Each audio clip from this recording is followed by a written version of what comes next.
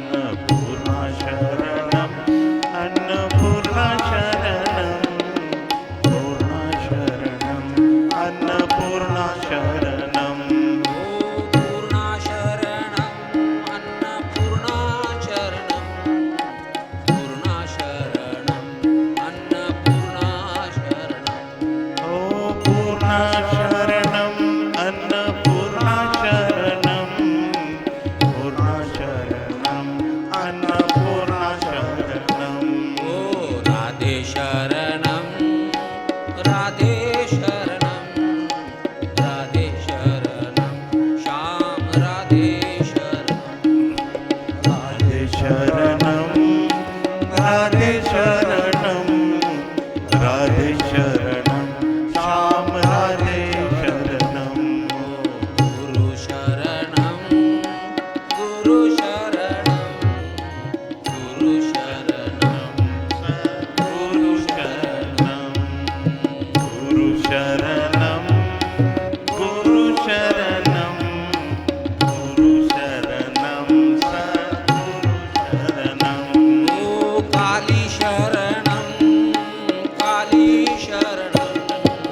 काली शरणं महाकाली शरणं काली शरणं राधे शरणं राधे शरणं महाकाली शरणं ओ काली शरणं काली शरणं काली शरणं महाकाली शरणं काली शरणं काली शरणं काली शरणं महाकाली शरणं ओ रुद्र शरणं रुद्र शरणं रुद्र शरणं महारुद्र शरणं ओ रुद्र शरणं रुद्र शरणं रुद्र शरणं महारुद्र शरणं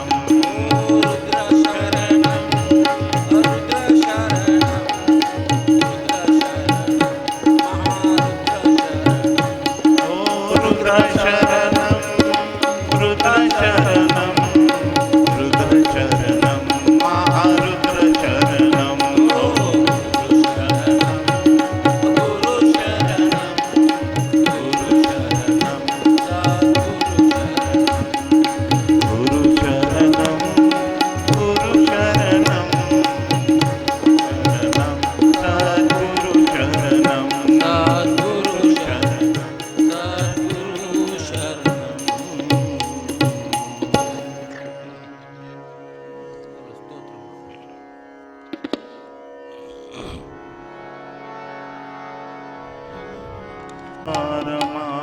परमाकाशवासं भजेऽहं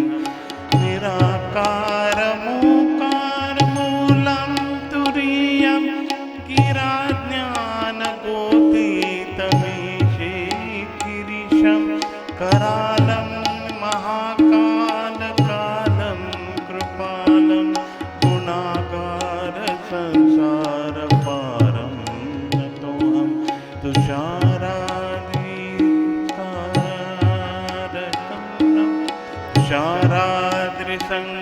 तुषाराद्रिशङ्कागौरवं गम्भीरं मनुभूतकोटिप्रभाश्रीशरीरं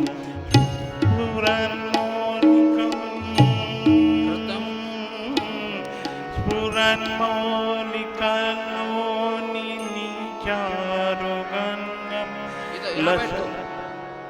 माइक के सामने बैठो। कुण्डलं भ्रूसुनेत्रं विशालं प्रसन्नानं नीलकण्ठदयालं मृगाधीशचर्माम्बरं मुण्डमाला प्रियं शङ्करं सर्वनाथं भजामि प्रचण्डं प्रकाष्ठं प्रगल्भं परेशम् अखण्डं भजे भानुकोटिप्रकाशं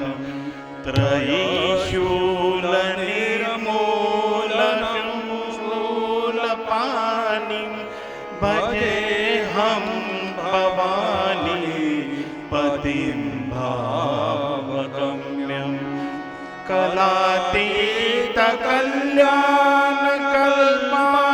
कलातीतकल्याणकल्पान्तकारी सदा सज्जनानन्ददाता पुरारी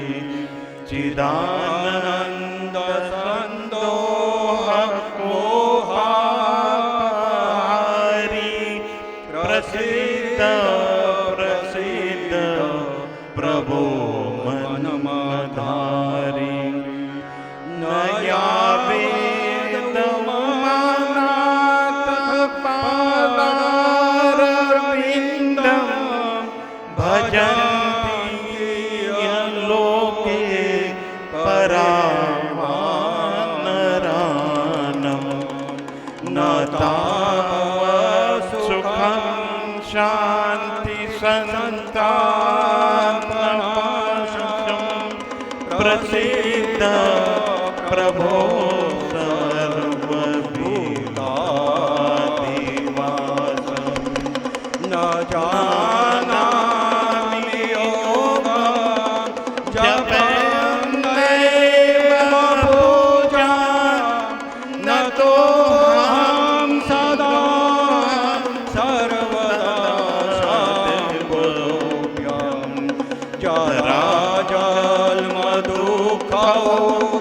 तातप्यमानं प्रभो बाह्यापन् नमामि शम्भो प्रभो पाह्यापन् नमामि शम्भो प्रभो पाह्यापन् नमामि शम्भो रुद्राष्टकमिदं प्रोक्तं विप्रेण हरतो शये ये पठन्ति नरभक्त्या तेषां शम्भो प्रसीदति तेषां शम्भो प्रसीदति तेषां शम्भो प्रसीदति।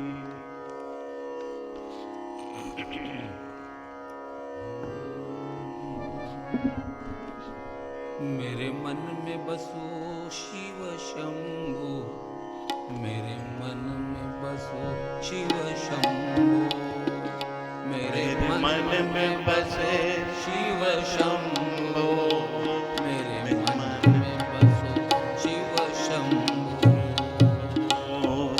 मेरे मन में बसे शिव शंभो, मेरे मन में बसो शिव शंभो, मेरे मन में बसो शिव शंभो, मेरे मन में बसो शिव शंभो, मेरे मन में बसो शिव शंभो, मेरे मन में बसो शिव शंभो, मेरे मन में बसो शिव शंभो, मेरे मन में बसो शिव शंभो, बोलिए सब। मेरे मन में बसो शिव शंभो, मेरे मन में बसो शिव शंभो, मेरे मन में बसो शिव शंभो, मेरे मन में बसो शिव शंभो,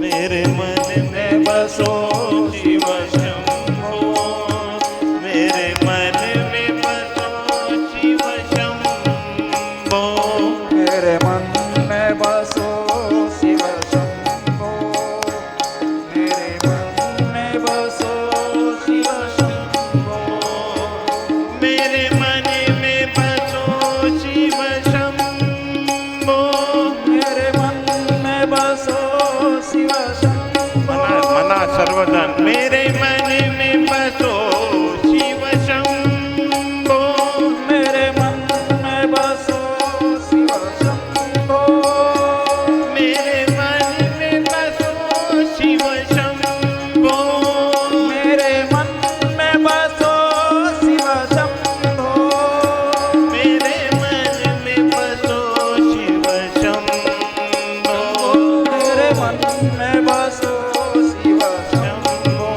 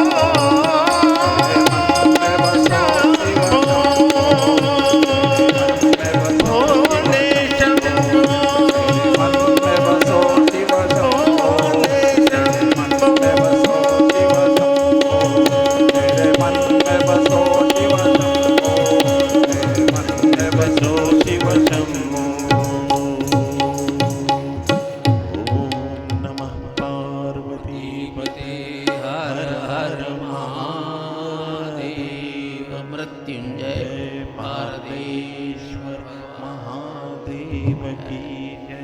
सद्गुरुदेव भगवान की। शिव पुराण का पार्वती खंड चल रहा था रुद्र संहिता में। तो भगवती पार्वती को जब विदा करने के लिए हिमालय जी ने शिव को पूछा कि क्या मैं आ सकता हूं पार्वती के साथ दर्शन के लिए। उन्होंने कह दिया पार्वती को भी मत लाओ, आप तो आओ ही मत। लेकिन क्यों? आपको पता नहीं मैं तपस्वी हूं, मैं ध्यानी हूं, मैं योगी हूं, मैं कैसे पार्वती के साथ रह सकता हूं। हिमालय बड़े परेशान हो गए। बोले फिर विवाह क्यों हो गया? तो विवाह हुआ इसका मतलब ये थोड़ा ही है कि दोनों में समानता आ गई है। विवाह तो समान मनों का होता है, समान बुद्धिशालियों का होता है, समान आत्माओं का होता है। क्या मेरी बुद्धि, मेरी आत्मा, मेरा मन और पार्वती का मन एक रूप होता है? अगर ये तीनों होते हैं तब शरीर का संबंध आता है, तब तक शरीर संबंध नहीं कर सकता। क्यों? शरीर का सामर्थ्य आना जरूरी है।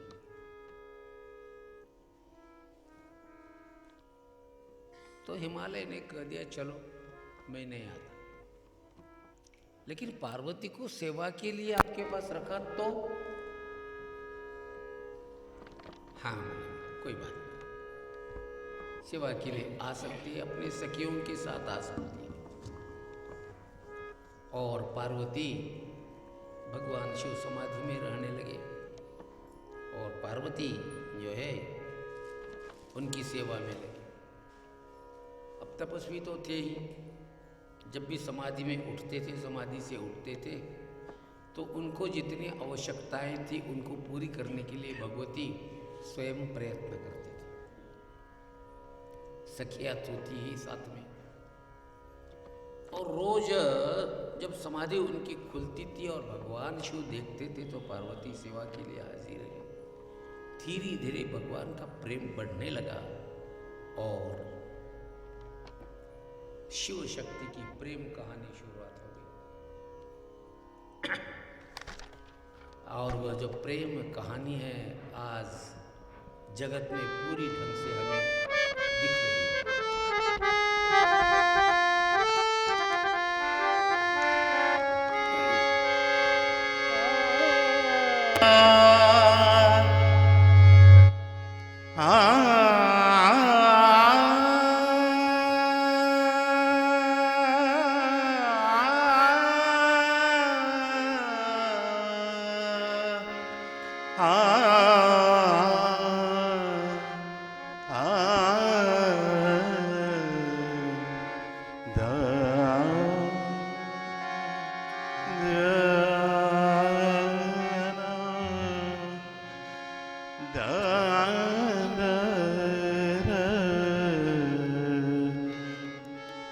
शिव शक्ति की प्रेम कहानी, शिव शक्ति की प्रेम कहानी, शिव शक्ति की प्रेम कहानी।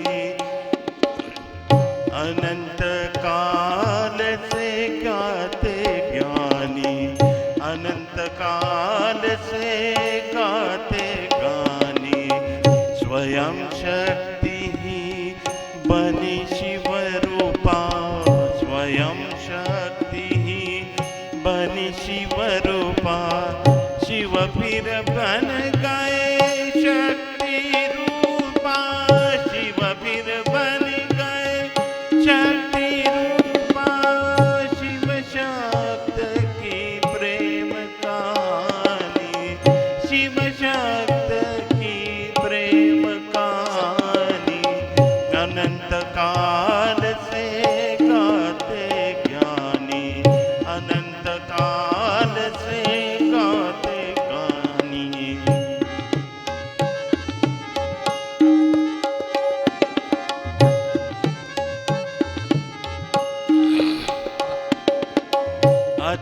कहानी प्रेम का बंधन, अथक कहानी प्रेम का बंधन, करे जगत सब इनको वंदन, करे जगत सब इनको वंदन।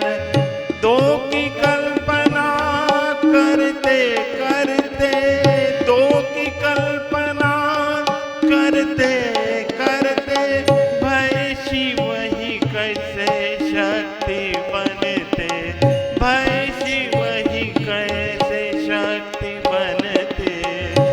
अनंत काल से ज्ञाते ज्ञानी, अनंत काल से ज्ञाते ज्ञानी, शिव शक्ति की प्रेम कहानी, शिव शक्ति की प्रेम कहानी।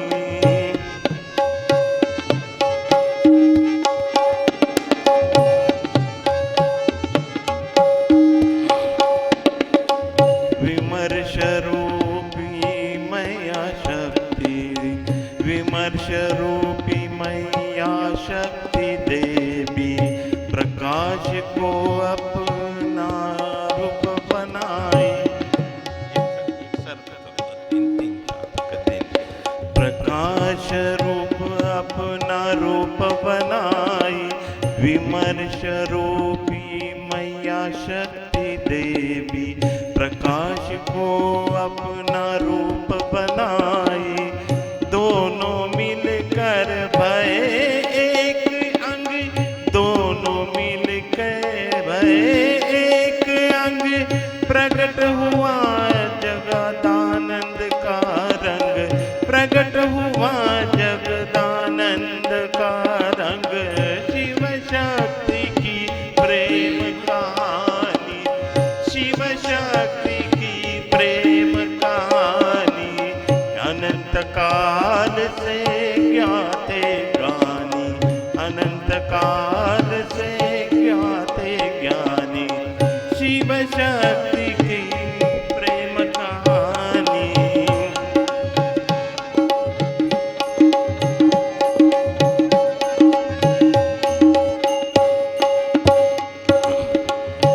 ऐसा सुंदर स्थल ये बनाया, ऐसा सुंदर स्थल ये बनाया, जगत रूप में इसको जनाया, जगत रूप में इसको जनाया। सच्चिदानंद जब जानने आया,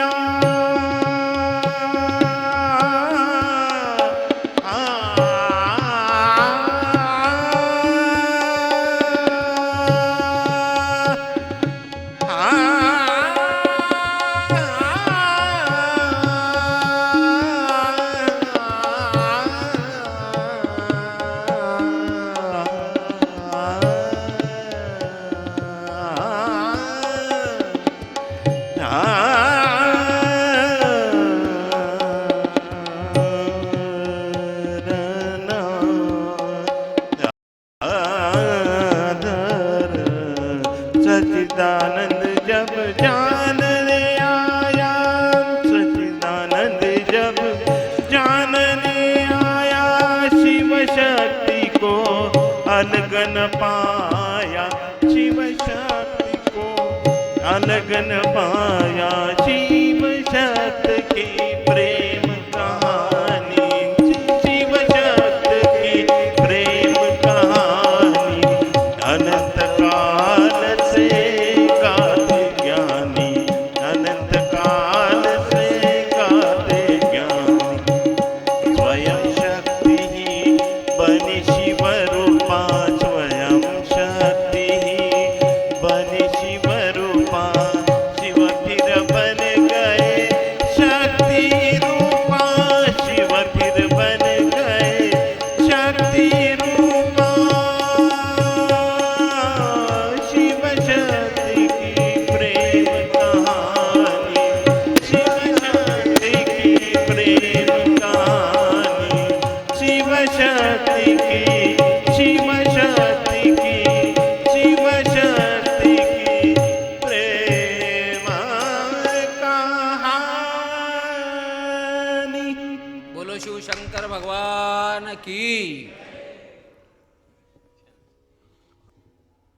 देखो ये बसंत राग में गाया हुआ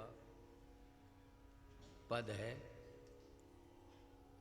इसमें भगवान शिव और शक्ति रूपा भगवती पार्वती,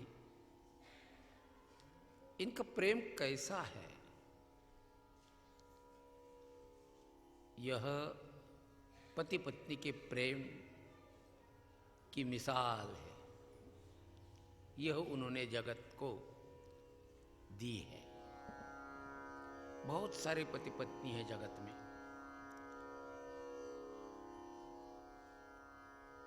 इधर पृथ्वी तल पर जैसे राधा कृष्ण की प्रेम कहानी है,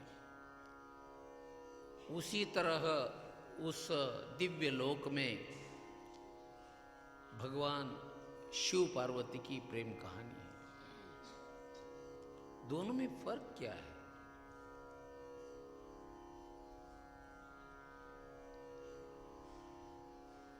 वहां देवताओं के द्वारा प्रकट विवाह हुआ और यहां भी देवता द्वारा ही गुप्त विवाह हुआ। राधा कृष्ण का ब्रह्मा जी द्वारा गुप्त विवाह हुआ और उधर शिव शक्ति का सब देवताओं के सामने विवाह। लेकिन प्रेम कहानी क्या है? तो भगवान शिव प्रकाश स्वरूप है और भगवती शक्ति, भगवती पार्वती, वह विमर्श रूपा है। तो ये प्रकाश और विमर्श क्या है?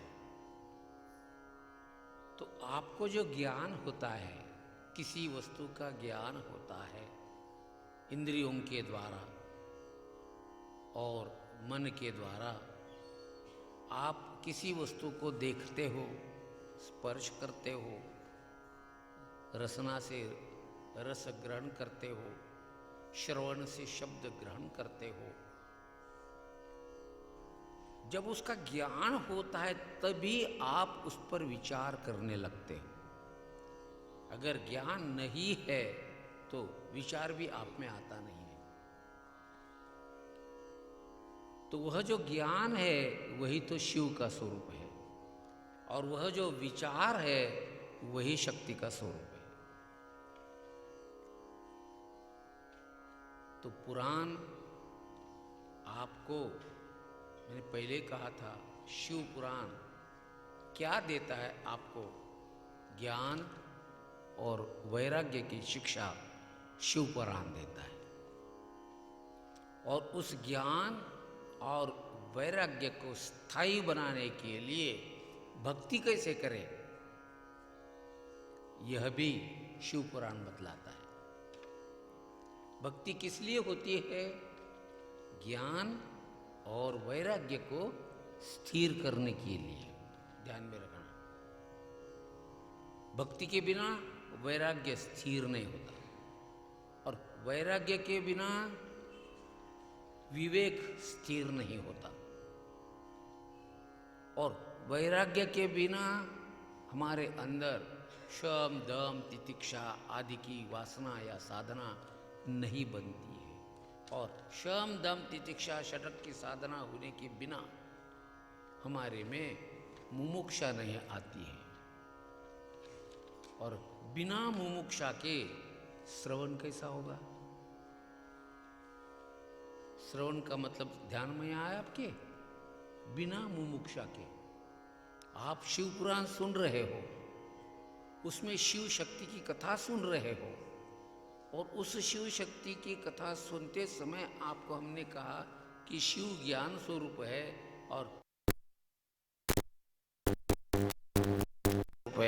और शक्ति विमर्श स्वरूप है। इसको अगर आपने कान पर सुना है और घर तक जाने तक भी आप भूल गए तो आपने श्रवण नहीं किया है। बात ध्यान में आ गई? श्रवण किसको कहते हैं? श्रुतार्थ निश्चयः इति श्रवणः। जो सुना है उसके अर्थ का आपके अंदर निश्चय हो, इसको कहते हैं श्रवण। तो बिना मुमुक्षा के श्रवण नहीं होगा। बिना श्रवण के आप बार बार मन में उसके बारे में सोचेंगे नहीं, मनन नहीं होगा। और बिना मनन के आप उनकी एकता का ध्यान नहीं कर पाओगे। और उनकी एकता का ध्यान, शिव शक्ति का ध्यान कर रहे हो, आप भगवान शिव का ध्यान कर रहे हो, तब भगवान शिव क्या है और हम क्या है, इसका विचार आपके मन में आता नहीं है। तत्पम विमर्श है जिसको कहते, वो नहीं आएगा। तो तत्पदार्थ का शोधन और त्वम पदार्थ का शोधन आपके द्वारा नहीं होगा जब तक आपका मनन नहीं होगा, निधि ध्यासन नहीं होगा। उसके बिना तत् मने वह शिव क्या है और तुम मतलब जीव क्या है, हम क्या है, इसका विचार नहीं आएगा। तो और यह दोनों होने के बाद में कहेंगे कि फिर आपके अंदर आएगा ये जो नमः आ गया है ना, ओम नमः शिवाय, उसमें दो आते हैं। मैं शिव को नमस्कार कर रहा हूं, अली बात ध्यान में। लेकिन अभी शिव और आपके हृदय का ऐक्य नहीं हुआ है। तो शंकराचार्य भगवान के न वर्णा न वर्णाश्रमाचार धर्मा न मे धारणा ध्यान योगा देवपी अनात्माश्रया अहम ममाध्यासनात् तदेको वशिष्ठम शिवोहम शिवोहम तदेको वशिष्ठम शिवोहम शिवोहम तदेको वशिष्ठम शिवोहम शिवोहम तदेको वशिष्ठम शिवोहम शिवोहम तदेको वशिष्ठम शिवोहम शिवोहम तदेको वशिष्ठम शिवोहम शिवोहम तदेको वशिष्ठम शिवोहम शिवोहम तदेको वशिष्ठम शिवोहम शिवोहम तदेको वशिष्ठं शिवोऽहं शिवोऽहं तदैव वशिष्ठं शिवोऽहं शिवोऽहं तदैव वशिष्ठो शिवोऽहं शिवोऽहं तदैव वशिष्ठो शिवोऽहं शिवोऽहं तदैव वशिष्ठं शिवोऽहं शिवोऽहं तदैव वशिष्ठं शिवोऽहं शिवोऽहं तदैव वशिष्ठं शिवोऽहं शिवोऽहं शिवोहम शिवोहम शिवोहम शिवोहम शिवोऽहं शिवोऽहं शिवोऽहं शिवोऽहं शिवोऽहं शिवोऽहं शिवोऽहं शिवोऽहं शिवोऽहं शिवोऽहं शिवोऽहं शिवोऽहं शिवोऽहं शिवोऽहं शिवोऽहं शिवोऽहं शिवोऽहं शिवोऽहं शिवोहम शिवोहम शिवोहम शिवोहम शिवोऽहं शिवोऽहं हाँ शिवोऽहं शिवोऽहं शिवोऽहं शिवोऽहं शिवोऽहं शिवोऽहं शिवोऽहं बोलिए शिवोऽहं शिवोहम शिवोहम शिवोऽहं शिवोऽहं शिवोऽहं शिवोऽहं शिवोऽहं शिवोऽहं शिवोऽहं शिवोऽहं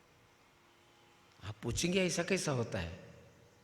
रामकृष्ण परमहंस ने एक बार पूछा था, योगी का लक्षण क्या है? रामकृष्ण ने कह दिया, योगी की विष्ठा को शुकर छूता नहीं है, कोई प्राणी छूता नहीं है। और आज के युग में बनारस काशी में त्रैलंग स्वामी के नाम के साधु हो गए, योगी थे और वह नंगे घूमते थे। तो एक अंग्रेज जज था, उसको बुरा लगा, उसने उसको पकड़ कर उनको ये कर दिया और उनके सामने खड़ा कर दिया। तो नंगे क्यों घूमते हो? स्त्रियां होती है, ये होती है। बोले उसमें क्या होता है? मुझे कुछ नहीं लगता ऐसा। बोले तुम स्त्रियों को, हाँ स्त्रियां मेरे तरफ क्या दिखती है वो छोड़ दो, तुम मेरे तरफ कैसे वो छोड़ दो, लेकिन मैं जो देखता हूं वो देखता हूं। तुम क्या वो देख सकते हो? तुम क्या कर सकते हो? बोले क्यों नहीं, मैं कपड़े पहनता हूं, आप भी कपड़े पहनो। बोले वो तो कपड़े को छोड़ दे। मैं जो करता हूं तो करता है, मैं जो खाता हूं खाता है। क्यों? तो वो मांसाहारी थे, उसको लगा खाता है, क्यों नहीं खाने के लिए? बोले मैं खा जाऊंगा दूध, मैं खाऊंगा फल, मैं खाऊंगा शाकाहारी बन जाऊंगा। जज बोला, बोले नहीं मैं खाता हूं, तू खाता है कि बोल। बोले हाँ हाँ। उन्होंने उसी समय पट्टी कर ली। पट्टी समझ गए ना? पट्टी समझ गए? संडास। उन्होंने उनके सामने ही संडास के द्वारा हाथ में ले लिया और उसको थोड़ा मुंह में लगाया। उसी समय उनका एक भक्त था, उसने कहा महाराज मुझे दे दो। दिया। वह था एक सुंदर सा हलवा जिसमें से पूरे उस जज के रूम में सुगंध ही सुगंध आ गया। उसने लिया, जज के पास गया, जज भी सुगंधित एकदम और मीठा हलवा। समझा क्या है ये? अरे तुम खाते हो तो शरीर से गंदा करते हो उसको, तुम्हारा शरीर इतना गंदा है। अब उनको पूछा आप क्या करते हो? देखो क्या करता हूं तो। और तुम मुझे कहते हैं वस्त्र पहनना? मुझे वस्त्र की जरूरत है या तुमको जरूरत है? क्यों? तो मैले हो। वस्त्र की जरूरत इसलिए है कि तुम मैले हो, तुम्हारा मन मैला है, तुम्हारी बुद्धि मैली है, तुम्हारा शरीर मैला है। तो इसलिए पहले प्राण को शुद्ध करना होगा, इंद्रियों को शुद्ध करना होगा, मन को शुद्ध करना होगा, बुद्धि को शुद्ध करना होगा, अंतःकरण को शुद्ध करना होगा, और उसके बाद कहीं शरीर की शुद्धि का संबंध आता है। और फिर इस शरीर को निवृत्त करना, जो कि मीरा ने किया, जो कि मुक्ताबाई ने किया। मुक्ताबाई आपके जैसी मरी नहीं है, आप जैसे मरेंगे वैसा। अचानक बिजली चमकी और मुक्ताबाई बिजली के साथ मिल गई। आप चाहते नहीं हो आपकी बेटी ऐसी बने मुक्ताबाई जैसी, वो भी योगिनी बने? नहीं चाहते हो। आप नहीं चाहते हो आपकी बेटा त्रैलंग स्वामी जैसा बने? नहीं चाहते हो। आप चाहते हो ऐसे गंदे शरीर जैसे हम हैं वैसा वो भी रहे, वैसी वो भी रहे। बच्चे पैदा करने वाली कुतिया जैसी नहीं। भगवती पार्वती को भगवान शंकर ने कह दिया तुम्हें तप करना होगा। बोले मैंने तप पहले किया, आपके लिए तप किया है। वो तो भक्ति के लिए किया है, भक्ति स्वरूप तप था। अब साधना स्वरूप तप करना है। और उन्होंने आगम साधना का पूरा जो है उस भगवती पार्वती से किया। और भगवती पार्वती जब आ गई शिव जी के पास में, तब कहते दिव्य सहस्त्र वर्ष पर्यंत शिव का पार्वती के साथ जो है विहार किया, दिव्य सहस्त्रवर्ष, हमारे सहस्त्रवर्ष नहीं। अब भगवान ने काम का उत्पत्ति तो हमने कल कही, ब्रह्मा से, ब्रह्मा के सामने कामदेव उत्पन्न होकर खड़े रह गए और दक्ष के अनेक कन्याओं में से रति नाम की जो थी उसके साथ उनका यह हुआ। और वह कामदेव को भगवान जब देवताओं के ऊपर तारकासुर का राज्य आया, ये तारकासुर बड़ा बलवान था, कश्यप जी के द्वारा दिति से हुआ था वह, तो कश्यप के दो पत्नियां, एक दिति और दूसरी अदिति। दिति के द्वारा दैत्य हो गए और अदिति के द्वारा जो है देवता हो गए। तो दिति के द्वारा जो तारकासुर बना था उसने बड़ी तपस्या की ब्रह्मा की और उनसे वरदान पाया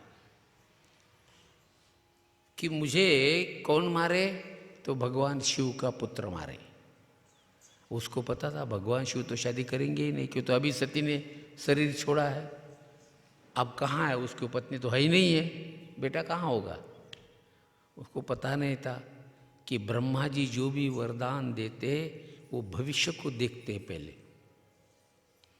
और तब वरदान देते हैं, क्यों तो भगवान ब्रह्मा भूत भविष्य सब जानने वाले, ऐसे ही वरदान देते नहीं। भगवान शिव वरदान देते भविष्य को जानकर देते। और भगवान विष्णु तो राम राम राम राम राम राम, क्यों तो उनको तो पालन करना है सबका, उनको तो भक्ति को बढ़ाना है। जैसे भगवान शिव को ज्ञान को बढ़ाना है, भगवान ब्रह्मा को धर्म को बढ़ाना है। तीनों के कार्य, भगवान ब्रह्मा धर्म का रक्षण करने के लिए उपदेश देते हैं वेद का, भगवान विष्णु पालन करने के लिए भक्ति को उत्पन्न करते हैं। यमुना क्या है, भक्ति का स्वरूप है। यमुना बनी कैसे, भक्ति के द्वारा बनी है। तो इस तरह यह जो है, तो कहते यहाँ पर तारकासुर ने जब वरदान मांगा तो तारकासुर का कैसे, कब तो तारकासुर देवताओं से राजा बन गया, इंद्र को उसने निकाल दिया और पूरा का पूरा माहौल जो है दैत्यमय हुआ। दैत्य का मतलब ये नहीं है जैसे आज के दैत्य है, आज भी दैत्य है, कृतयुग में उनको दैत्य कहते थे। उसके बाद त्रेता में उनको राक्षस कहते थे।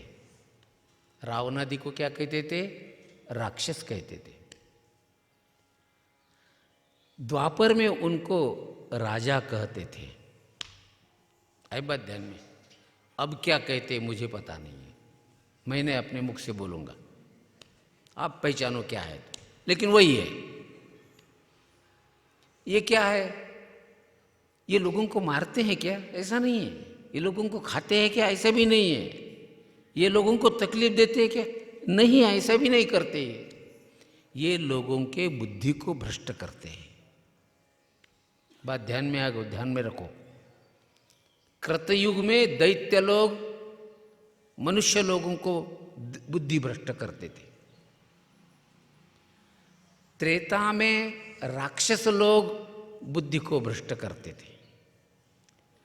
द्वापर में राजा लोग बुद्धि को भ्रष्ट करते थे। आपने देखा होगा, पांडव के तरफ 7 ही अक्षौहिणी लोग आए, कौरव के तरफ 11 अक्षौहिणी लोग गए, बुद्धि को भ्रष्ट किया उन्होंने। एक छोटा सा उदाहरण देता हूं महाभारत का। राजा शल्य, इनका कौन थे दोनों पांडवों के 2 भाई, नकुल और सहदेव, इनके मामा थे। उनको युद्ध के लिए बुलाया, वो आ गए बेचारे। अब आए तो पांडवों ने, जब राजा आ रहा है हमारे मदद के लिए तो उनकी व्यवस्था करनी चाहिए ना, लेकिन ये बेचारे अपने काम में लग गए। उधर दुर्योधन ने देख लिया शल्य बड़ा बलवान है, अपनी तरफ उसको मोड़ लेंगे। दुर्योधन ने शल्य आते समय इतनी व्यवस्था कर दी कि पूछ जहाँ तहाँ खेमे लगाए, वह जहाँ तहाँ भोजन की व्यवस्था, जहाँ तहाँ दासियों की व्यवस्था, जहाँ तहाँ नृत्य की व्यवस्था। और राजा तो बड़ा प्रसन्न हो गया एकदम। और जैसे हस्तिनापुर के पास है, स्वयं दुर्योधन आदि सब गए। महाराज आइए। आई ये बोला मेरे भांजे कहाँ गए, आप कैसे क्या आ गए? बोले महाराज आपकी कृपा, आप महान हो, मैंने सोचा आप आ रहे हो, आपकी व्यवस्था करूं। और मेरा जो राजमहल है मैंने आपके लिए खुला कर दिया, मैं दूसरी जगह रहने के लिए गया हूं। धन्य हो दुर्योधन, धन्य हो। बोलो मैं तेरे लिए क्या कर सकता हूं। यह है बुद्धि की भ्रष्टता करना। आई बात ध्यान में? अब भी वही लोग हैं, आपकी बुद्धि भ्रष्ट करने वाले वही लोग हैं। चालले का? काय भेटलं तुम्हाला ऐकून?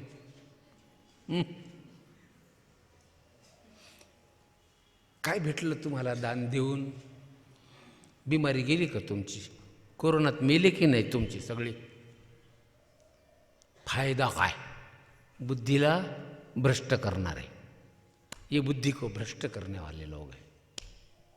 अभी भी है, जो कि पहले दैत्य थे, राक्षस थे, राजा थे, और अब ये लोग हैं। जो भी हो वो अलग, हमको पता नहीं कौन है।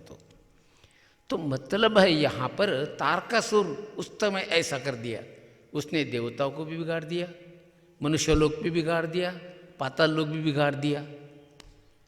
अब देवताओं को बड़ी फिक्र हो गई, ब्रह्मा को लेकर देवता लोग शिव जी के पास चले गए कि भगवान ऐसा ऐसा करो। बोले काम मेरे यहाँ काम तो आ सकता नहीं, और बिना काम के, काम वासना के स्त्री का सेवन मैं कैसे कर सकता हूँ? उसको तो मैंने भस्म कर दिया है। बोले आप उसको जीवित करो, आपके अंदर की वासना को जीवित करो, प्रयत्न करो। और भगवान बैठ गए शिव जी ध्यान में, और कामदेव आ गए। कामदेव के जो 5, जिसको कहते हैं कामदेव के 5 बाण हैं। एक है हर्षण, दूसरा है रोचन, तीसरा है मोहन, चौथा है शोषण, और 5वां है मारन। यह कामदेव के 5 बाण हैं। कामदेव माने वासना। जब किसी स्त्री के प्रति पुरुष की वासना जाती है, या स्त्री की पुरुष के प्रति वासना जाती है, पति की तरफ जाती है वासना, या पति की पत्नी की तरफ जाती है, तब इतने 5 में से कोई एक बाण आपको लगता है। हम उसको क्या कहते हैं? आह, क्या उसने नयन के बाण मारे। संस्कृत में कहते उसने नयनों के बाण मारे। नयनों के माने उसने आंखों से ही कह दिया। निकला पहला बाण। आई बात ध्यान में? दूसरा बाण, उसको हर्ष होगा, हर्षण हो गया उसको। दूसरा बाण उसके तरफ वो देखने लगा, तो चलने लगा। ये पत्नी देख, ये स्त्री जो देखने लगी उसको, तो क्या मर्द पुरुष है। रोचन, ये दूसरा बाण लग गया उस स्त्री को, ये हो गया रोचन। तीसरा बाण लग गया उसको मोहन। फिर उस पुरुष ने देखा उसको, कुछ भी हो, मेरा पति तो इतना सुंदर कोई है ही नहीं है। हाँ, उसको पूछा भाई तेरा पति कितना सुंदर है? अरे तुझे क्या बोलूं मैं, हाँ हम लोग पंढरपुर में रहने वाले हैं, हम सोलापुर में रहने वाले हैं, मेरा पति बहुत सुंदर है। बोले कितना सुंदर है? सब भैंसें उसके पीछे जाती है। बोले अपने इधर भैंसों के पीछे आदमी चलता है मराठवाड़ा में, सोलापुर की तरफ आदमी के पीछे भैंसें चलती है। इतना सुंदर है। आप भी अपने पतियों को देखो। तो ये है मोहन। ये तीसरा बाण है। उसके देखने से, उसके चलने से वो मोहित हो गई स्त्री, यह है मोहन। ये काम का तीसरा बाण है। चौथा है शोषण। वो पति कहा मुझे काम है। अब कहाँ जा रहे हो अचानक? नहीं अरे मुझे काम, भैया ऑफिस का काम है। अचानक उसका गला सूख गया, उसके विरह से उसका गला सूख गया। देखो आज कितने दिनों के बाद मैंने सज धज के सब तैयार हो गई और आप जा रहे हो, मेरा तो गला सूख रहा है, आप जा रहे हो। तो शोषण, उसका क्या कर दिया उसने? शोषण कर दिया। और उसके बाद है उसके विरह में वह मर गई, मतलब मारन। आप कल गए तो कल तो बोले मैं तो मर गई, इस तरह से। तो यह जो होता है, तो सभी देवताओं ने कह दिया कि भगवती को कह दिया कि आप कुछ ऐसी व्यवस्था कीजिए। भगवान को कह दिया तो कामदेव आ गए और उन्होंने अपने पांचों के पांचों बाण भगवान पर मारने की कोशिश की। उस समय भगवान थे अपनी भक्ति में, शिव जी। अचानक उन्होंने आँख खोल दी और गुस्सा आया उनको कि यह क्या हो गया है मेरे मन को, यह क्या हो गया है मेरे मन को, ये 5 प्रकार के दोष मेरे मन में आ गए। उन्होंने अपने मन को आज्ञा दी, मारो। देखो आपके मन को आपको आज्ञा देनी आनी चाहिए, ध्यान में रखना। ये बुद्धि के द्वारा दी जाती है। भगवान शिव की बुद्धि थी अपने स्वरूप में, मैं अपने स्वरूप से विचलित हो रहा हूँ, हे मन तू जल जा, क्यों तो काम मन का स्वभाव है। अयबद्ध ध्यान में इच्छा और वासना 2 मन के स्वभाव है, बुद्धि के नहीं है। जैसे ही उसने भगवान ने कह दिया, काम जल गया, हाहाकार हो गया। देवता बोले हम करने क्या गए और ये क्या हो गया? तो फिर उन्होंने भगवान से प्रार्थना की कि उसको जीवित करो। और रति भी वहाँ पर आकर ये करने लगी, तो वह जीवित कर दिया काम। और भगवान शिव और पार्वती की लीला शुरुआत हो गई। तो इसके लिए मैंने पहले कहा, भगवती पार्वती ने आगम की साधना करके अपने चादर को क्या कर दिया था? शुद्ध कर दिया था। तो पार्वती ने जब ये किया तो भगवान शिव ने एक एक उनसे करवाया। तो भगवान शिव को उन्होंने 2 प्रकार से देख लिया, आप गुरु भी हो, आप पति भी हो, आप प्रेमी भी हो, आप सब कुछ हो। तो चादर लेहू ये दोहा है, ये चौपाइया है। चौपाइया, चौपाइया पता है ना, रामायण की चौपाइया। सिया राम मन सब खुदाई,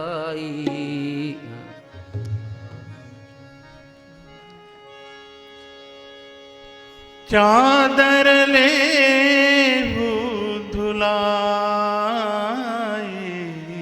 है, मन मैल बया है। चादर ले धुलाई है, चादर ले धुलाई है, मन मैल भया है।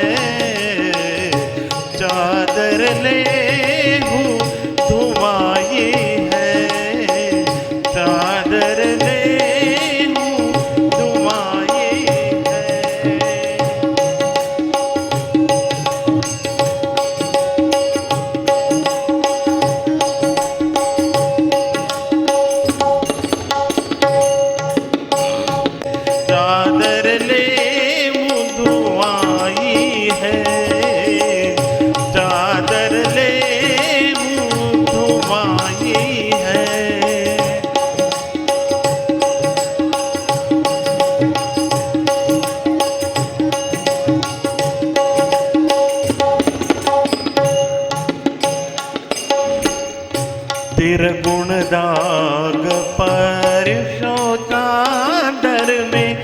तिरगुण दाग बसो चादर में, मली मली दाग छुड़ाई है। तिरगुण दाग बसो चादर में, मली मली दाग छुड़ाई है। मली मली दाग छुड़ाई है। चादर ले हूँ धुमाई है। चादर ले हूँ धुमाई है।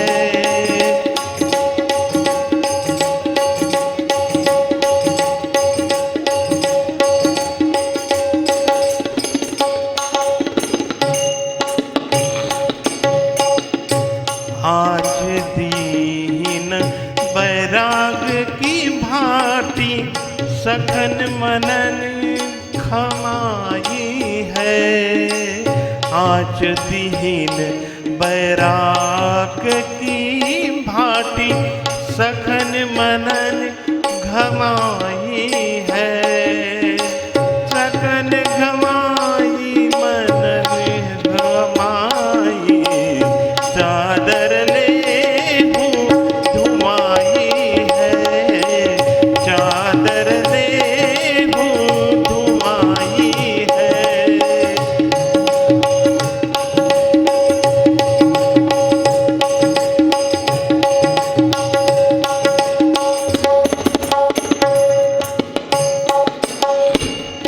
निरखी परखी कै चादरे धोइन। निरखी परखी कै चादरे धोइन। साबुन ज्ञान लगाई है। निरखी परखी कै चादरे धोइन। साबुन ज्ञान लगाई है। पलटुदास ओढ़ी चलू चादर। पलटुदास ओढ़ी चलू चादर। बहुरी न भवजल आई है। बहुरी न भवजल आई है। चादर ले मुँह धुमाई है। चादर ले धुमाई है। मन मैल भया है। मन मैल भया है। चादर ले धुमाई है। चादर ले चादर ले चादर ले धुमाई है। बोलिए शिव शंकर भगवान की। जय। तो इस तरह तारकासुर का वध करने के लिए देवताओं ने प्रयत्न किया और देवताओं के लिए भगवान शिव और शक्ति की लीला शुरुआत हो गई। और शक्ति को जब दोनों के ग्राम्य धर्म में जब लीन हो गए तब भगवान के जो है शक्ति को स्नान करने के लिए वह पुष्णा नदी पर चली गई। तब तक भगवान शिव को शक्ति के द्वारा मोहित होने के कारण उनका जो वीर्य है बाहर निकला। तब वहाँ पर काम खड़ा था, कामदेव खड़ा था। वहाँ अग्नि भी खड़ा था। तो अग्नि के ऊपर आया था, अग्नि बुझ गया, उसकी शक्ति हीन हो गई। उसने जाकर उस वीर्य बिंदु को गंगा जी में डाल दिया। गंगा जी ने उसको सरकंडों पर डाल दिया। वहाँ कृतिकाएँ थी, 6 कृतिकाएँ वहाँ पर आई थी। उन्होंने देखा कि एक बालक है वहाँ पर और उसके 6 मुख है, वो रो रहा है। उन्होंने उसको उठाया और अपने लोक में ले गई। और कृतिकाओं के वहाँ उस बालक का पालन हुआ, इसलिए उसका नाम पड़ा कार्तिकेय। अब वह देवताओं ने वरदान दिया था, कार्तिकीय बहुत कम समय में बड़े हो गए, और बड़े होने के बाद देवताओं ने उनको अपने सभी शस्त्र दे दिए और तारकासुर के वध के लिए जो देवताओं के युद्ध हो गया, देवासुर युद्ध हो गया। और उस देवासुर युद्ध में बहुत सारे जो है राक्षस जो तो वहाँ पर के दैत्य थे वह सब आए, उनका वध हुआ देवताओं के द्वारा। और तारकासुर का वध जो है इनके द्वारा, तुम्हारे कार्तिकेय के द्वारा हो गया। और तारकासुर जैसे ही निवृत्त हुआ इस अपने शरीर से, तो वह शिव जी के शरीर में विलीन हुआ। अब इधर भगवती पार्वती ने उस जहाँ नदी पर गई थी वहाँ स्नान करने के लिए गई। तो स्नान करते समय उनके साथ दो दासियाँ थीं, उनकी जो सखियाँ थी वह थी। वो सखियों ने कह दिया हमको भूख लग गई है। भगवती ने इस समय तो भूख थोड़ी लगी है, बोले हाँ लगी है हमको, कुछ दे दो। मेरे पास तो कुछ नहीं है, देती हूँ मैं। और भगवती ने अपना सिर काट दिया इससे, और वह सिर हाथ में लिया। उस समय भगवती के शरीर से 3 धाराएं निकल गई, एक धारा इधर के और एक धारा उधर के सखी के मुख में गई, और एक धारा स्वयं की इसमें लेते हो गई। वहाँ हो गया भगवती छिन्नमस्ता का अवतार। तो इस तरह वह अवतार होने का कारण क्या था? जब भगवान के द्वारा कुमार की उत्पत्ति हो गई और इधर भगवती पार्वती अपने उस भगवान के साथ के लीला के साथ अलग होकर जब आई, तो उस लीला के थकने के कारण, उस लीला से प्रसन्न होने के कारण वह अपने साधना में उतर गई।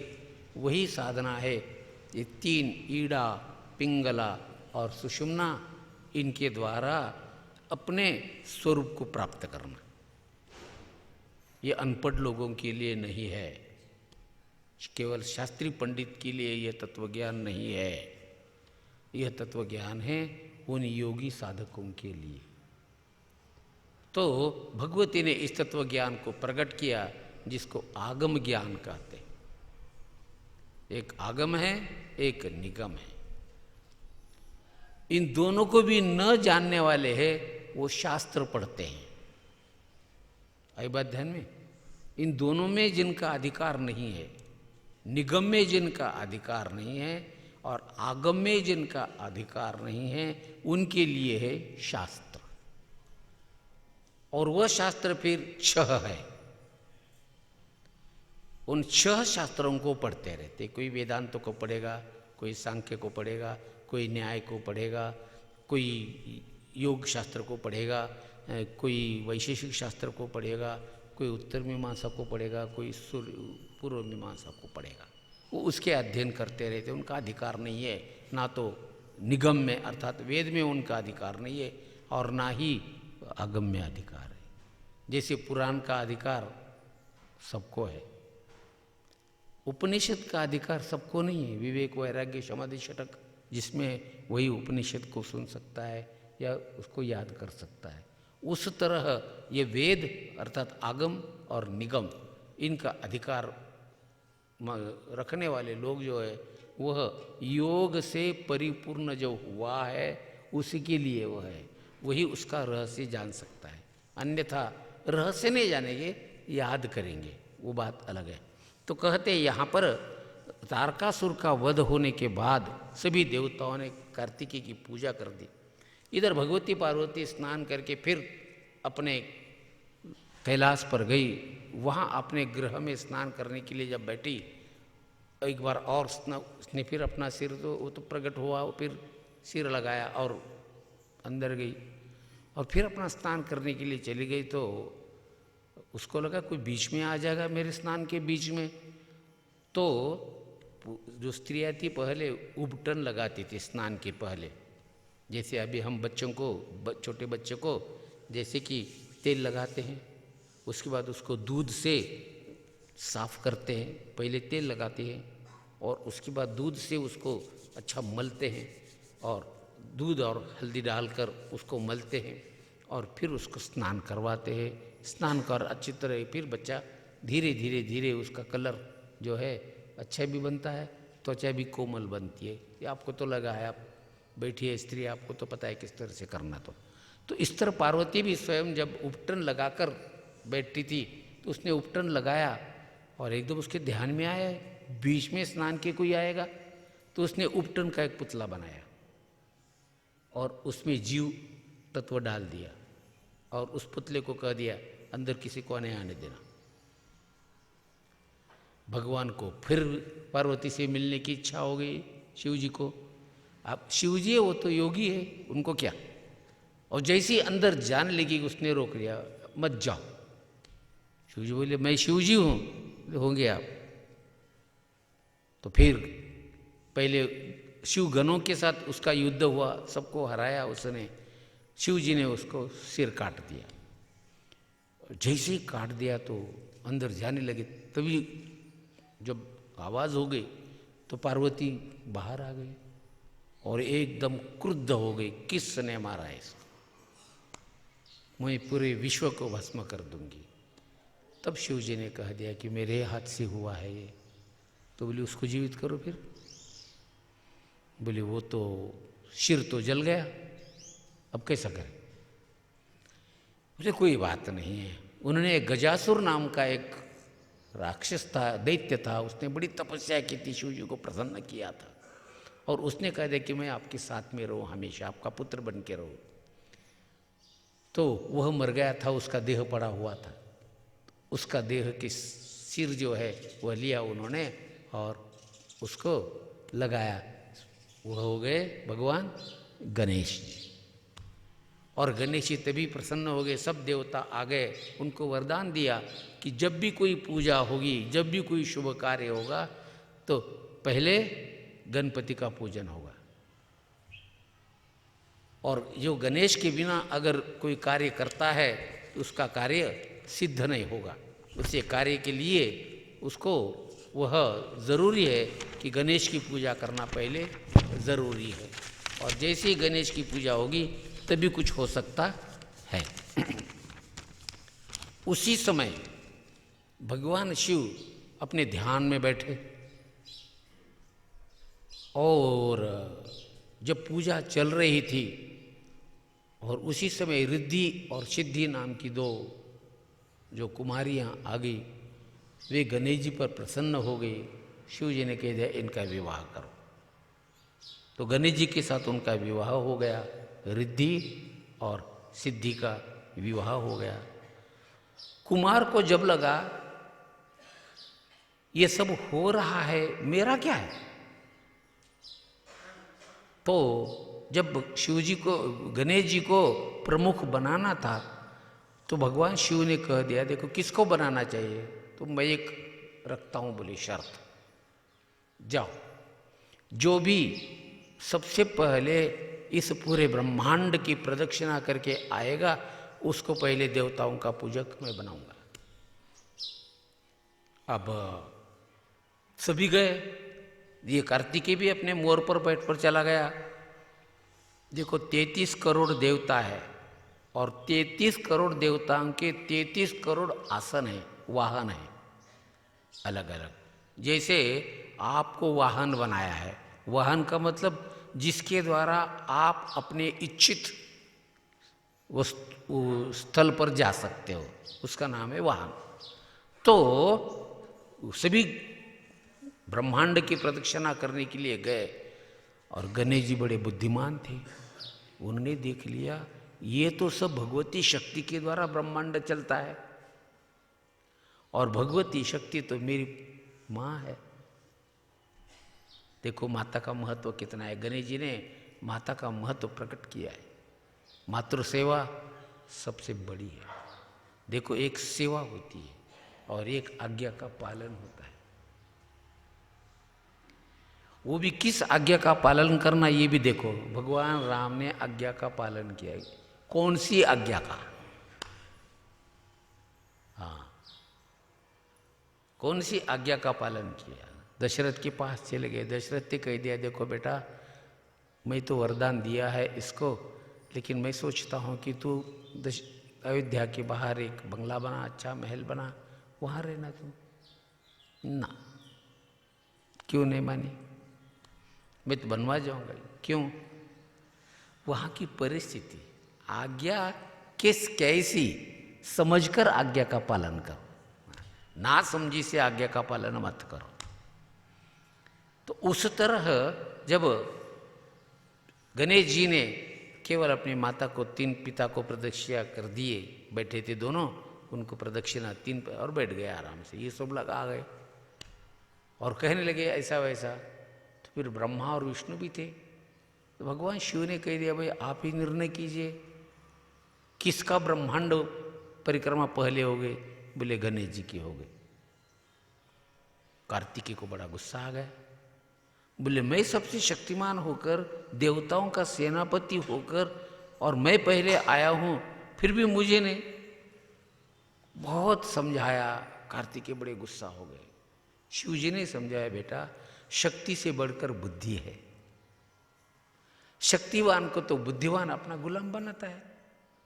आपको पता है ना, राजा लोग गुंडे लोगों को अपने पास रखते थे, गुंडों में ज्यादा शक्ति।